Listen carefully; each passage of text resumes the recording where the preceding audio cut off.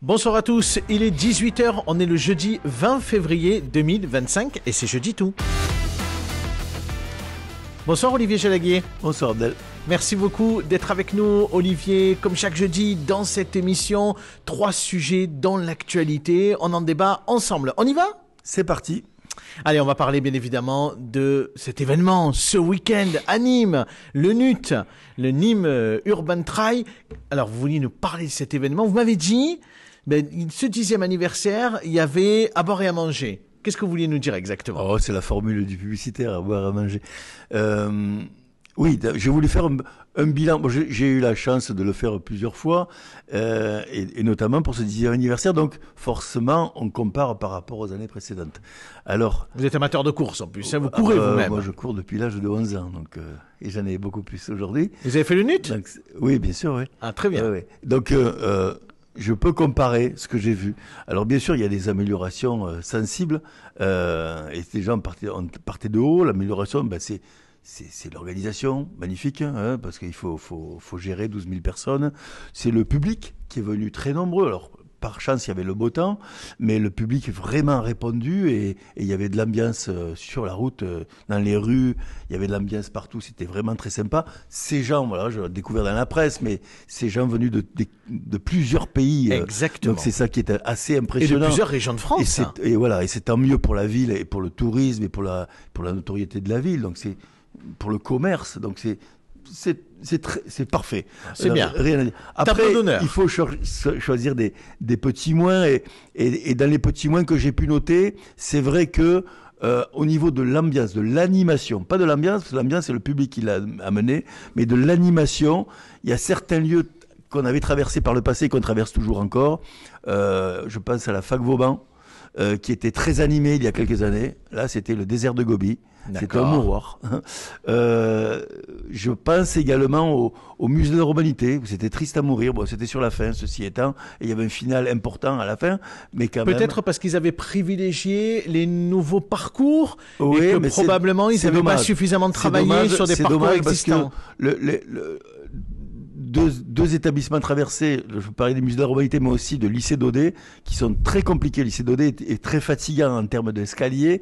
C'est sur la fin et ça mériterait un peu d'ambiance que de traverser un lycée vide, presque abandonné. Donc c'est un peu surprenant, ça. Très surprenant. Après, il y a des heureuses surprises. La traversée de Serre-Cavalier, magnifique. Franchement, s'ils nous écoutent, félicitations à eux pour l'accueil, parce que je ne m'attendais pas du tout à ça. Beau soleil aussi, Clair Soleil, je crois que Clair Soleil, c'est les pas d'un centre-ville. En plus, les résidents ont joué le jeu, ils étaient très heureux de cette animation. Il y avait les infirmières, bien sûr, le personnel également. Le personnel, c'était vraiment très très sympa. La calandrette aussi exceptionnelle. Voilà. Moi, je voudrais dire 2 choses. Une critique, alors pour le coup, ça c'est parce que l'animation, c'est pas vraiment des critiques, mais une critique par contre et une recommandation. La critique, c'est, vous savez, aujourd'hui, on ne distribue plus de gobelets sur les ravitaillements sur une course comme le dit 16 km, le 24 ou le marathon. Par exemple, le 16 au 8e kilomètre, il y a un ravitaillement. Il n'y a plus de gobelets. Donc, on doit venir avec son propre gobelet ou acheter un gobelet en plastique qui est vendu par l'organisation. C'est très bien. Et on se ravitaille ainsi.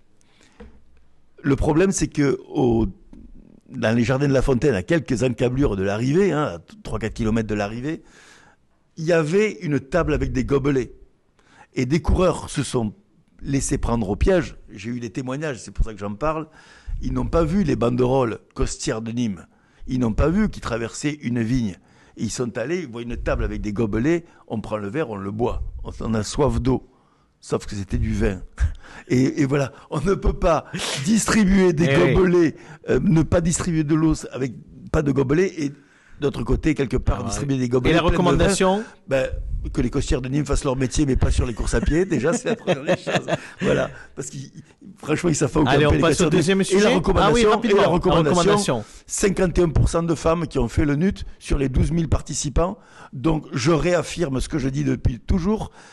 Le sport féminin, la course à pied féminine est le sport le plus pratiqué à Nîmes incontestablement, et il convient sur le parc Jacques Chirac de faire une aire urbaine pour courir en sécurité toute l'année pour ces femmes qui courent tous les soirs et qui s'entraînent. Allez, c'est entendu. Le deuxième sujet, on quitte Nîmes, on part en Ukraine. Vous vouliez parler bien évidemment de ce sujet d'actualité internationale depuis maintenant plusieurs jours, avec effectivement les Américains sous ordre de Donald Trump et les Russes sous l'ordre de M. Poutine se sont rencontrés pour l'avenir de l'Ukraine. Et vous avez été interpellé par le député européen de Place Publique, Raphaël Glucksmann, peut-être sur son intervention en particulier sur RTL cette semaine, puisqu'il dit très clairement aujourd'hui deux choses. La première, il appelle les dirigeants européens à investir massivement dans la défense européenne. Et la deuxième des choses, c'est qu'il dit qu'il y a un risque très clair que l'Europe en ne soit plus en sécurité dans les années à venir. Oui, alors, il dit aussi et surtout, les États-Unis viennent négocier une paix sans l'Ukraine et sans l'Europe. Factuellement, c'est vrai, à ce stade. Factuellement, c'est vrai. Qu'a fait l'Europe depuis 3 ans pour la paix ? Moi, je veux bien appeler l'Europe à la table de négociation, mais qu'est-ce qu'elle a fait depuis 3 ans ? L'Europe qui a une guerre à ses portes. Cette guerre, on le sait, pour ceux qui se documentent un peu, a été initiée depuis 10 ans, parce que ça remonte à loin, ça remonte pas il y a 3 ans la guerre, ça remonte à la révolution ukrainienne. Et la révolution ukrainienne, financée quand même par USAID, 5 milliards d'euros financés pour générer la révolution ukrainienne qui a donné naissance à ce conflit. Alors, le conflit, c'est pas les blancs, c'est les bons, et les noirs, c'est les mauvais. Ça se joue pas, c'est pas aussi binaire que ça. Il y a des complexités, et Monsieur Glucksmann sait parfaitement ces complexités-là. Hein. Là, on est sur un terrain politique. Moi, je considère que tout émissaire, quel qu'il soit, dès lors qu'il négocie la paix, est le bienvenu.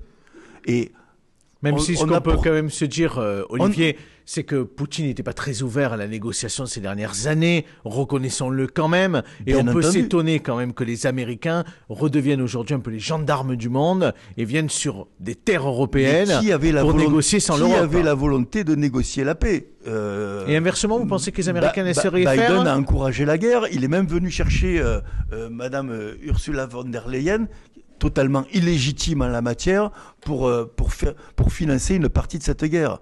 Donc, moi, est-ce que les Américains accepteraient que des dirigeants européens viennent négocier avec l'Amérique du Sud, par exemple ? Certainement pas. Mais parce qu'ils ont une puissance, pour le faire. Nous, on a abandonné le terrain. Moi, je suis d'accord avec M. Glucksmann quand il dit il faut investir massivement dans la défense. Mais qu'est-ce qu'on a fait depuis pour investir ? On n'a pas investi. Il y a des choix qui sont faits. Et vous savez, quand on parle de défense, il y a une défense intérieure aussi à faire.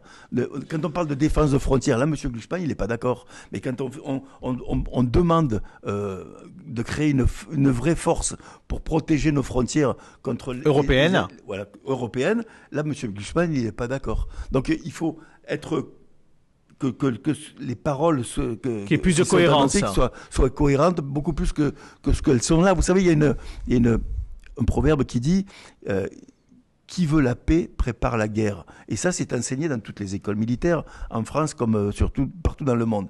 Et c'est fort juste. C'est fort juste. C'est la dissuasion. Ça s'appelle la dissuasion. Comme la dissuasion nucléaire.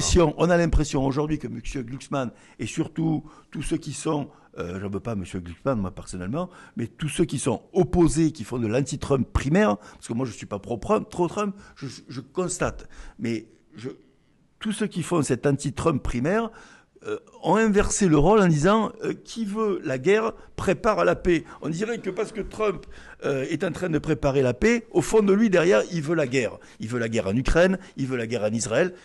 Laissons-lui quand même ce bénéfice du doute de s'engager pour la paix et d'en être un émissaire. Troisième et dernier sujet de cette semaine, c'est plus une rencontre que vous avez eue cette semaine, Olivier, avec un facteur de la Poste. On vous écoute. Alors, pourquoi vous vouliez évoquer cette rencontre ? Il faut d'abord que je contextualise. Oui, je vous en prie. Mes bureaux sont sur une place du centre-ville bien connue. Square de la Couronne. Square de la Couronne. Et j'ai pour habitude, lorsque je téléphone, pour ne pas rester assis toute la journée, d'aller. J'ai la chance d'avoir un balcon qui est c'est ensoleillé et d'être à l'extérieur pour téléphoner. Et sous mes yeux, donc je vois la ville, et je vois la rue, et avec ses côtés positifs et parfois négatifs, et je vois, ce matin-là, vous savez que je suis attaché au respect des piétons, et je vois un cycliste sur le trottoir, avec très très vive allure, vélo électrique, zigzaguer entre deux personnes âgées qui revenaient de leur course. Donc j'étais au téléphone, je pousse un cri, j'interpelle le cycliste. Il se trouve que le cycliste c'était mon facteur, le facteur de la rue. Donc il s'arrête immédiatement, qui me demande ce qui se passe. Et donc un échange un peu vif intervient. Et puis je descends le voir pour pas hurler. Parce que l'idée c'est quand même le dialogue, Olivier. Donc je suis tombé sur quelqu'un d'absolument charmant. Hein. C'est un jeune homme d'une 35 ans, à peu près 30-35 ans, mais voilà. Mais et c'est ça, parce que ça aurait été de la malhonnêteté, je n'en parlerai pas, mais il est très honnête, et il est très sincère, en tout cas dans ce qu'il dit, et c'est ça qui me surprend le plus, c'est pour ça que je voulais en parler, c'est pas lui qui est en question, c'est son employeur. La Poste, donc ? La Poste. Je lui dis, mais monsieur, vous n'avez pas roulé sur le trottoir ? Et il me répond, mais c'est mon métier, monsieur. Je dis, non, votre métier, c'est de distribuer le courrier, c'est pas de rouler sur les trottoirs. Il me dit, mais pour exercer mon métier, je suis obligé de rouler sur le trottoir. Je dis, non, monsieur. Le code de la route vous interdit de rouler sur le trottoir. Aucun vélo ne peut rouler sur le trottoir, sauf des enfants de 8 ans, je crois, maximum. Mais personne ne peut rouler sur un trottoir. Il m'affirme le contraire. Il me donne même son matricule en me disant, allez voir ma direction, ils vous expliqueront. Et je dis, mais je n'ai pas à voir votre direction, le code de la route est le code de la route. Il me dit, mais est-ce qu'il n'y a pas des exceptions, Olivier ? Est-ce que vous êtes renseigné ? Est-ce qu'il n'y a pas des exceptions ?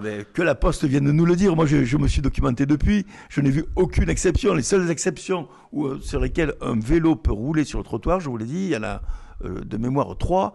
C'est un enfant de moins de 8 ans, dans la mesure où il respecte, il ne fait pas de grabuge à zigzagant, hein, donc sous le contrôle de ses parents.